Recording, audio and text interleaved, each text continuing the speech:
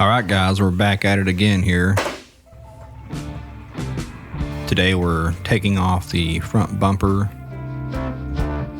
getting the fenders off, getting the inner fenders off, getting everything prepped.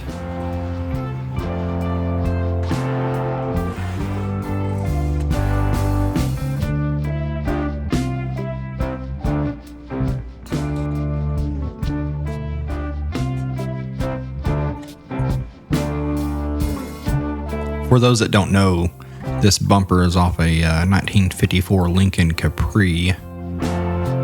Fits pretty good. I believe I'm going to have to end up narrowing the grill bar probably an inch on each side to make it hug the body a little more. As far as bolting in place though, it bolts right in place just like it does on the Lincoln.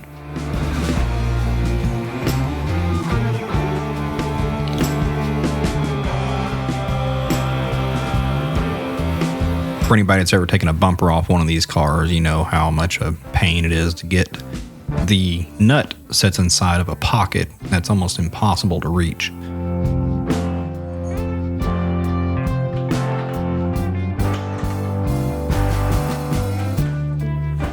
Finally got it loose.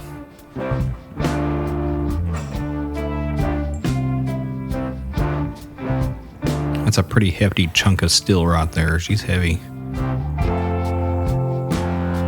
Hard to believe I took that off a car that was stacked too high and then walked it all the way out of the junkyard.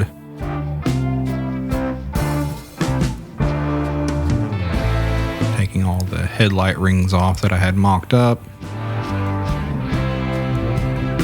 Taking the front cross support out that the hood latches to.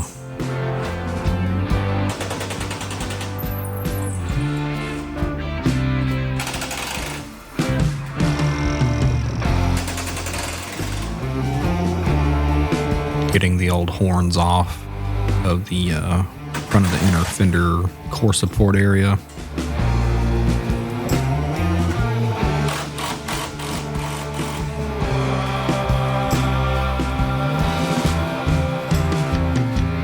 Getting the old voltage regulator off.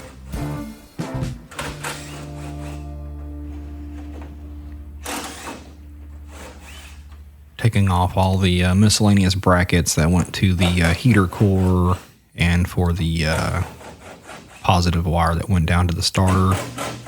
Taking off all the wiring clips, saving them for later. Getting the passenger side fender unbolted. These could be kind of a pain in themselves in getting these bolts out. Luckily, I've had this car apart a few times already, so everything comes apart fairly easy now.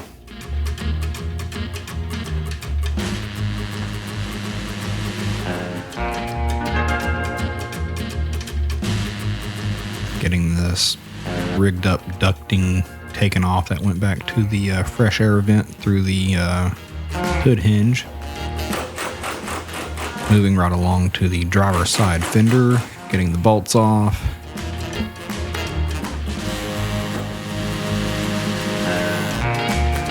And now I'm welding a brace in place because I'm about to take the front of this crossmember off because she's rotten and it has to be replaced.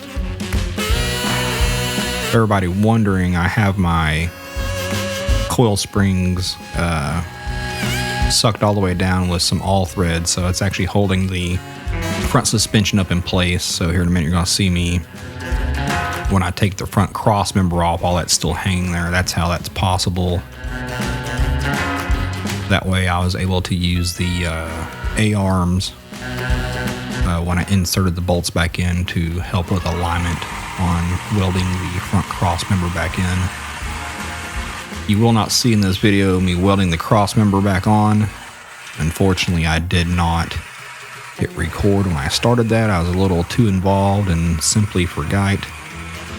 But in the next video here, I can show you all that I did.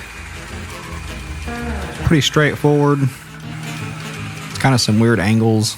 So instead of trying to cut all the different angles, I chose to just cut everything straight up and down. Then I did the same thing on my donor cross member that I had already repaired. I just took and cut everything straight off, kept it square. Then I was able to slip the bolts back in, the A-arms, and use a couple of ratchet straps to pull the cross member into place, clamp it down and weld it.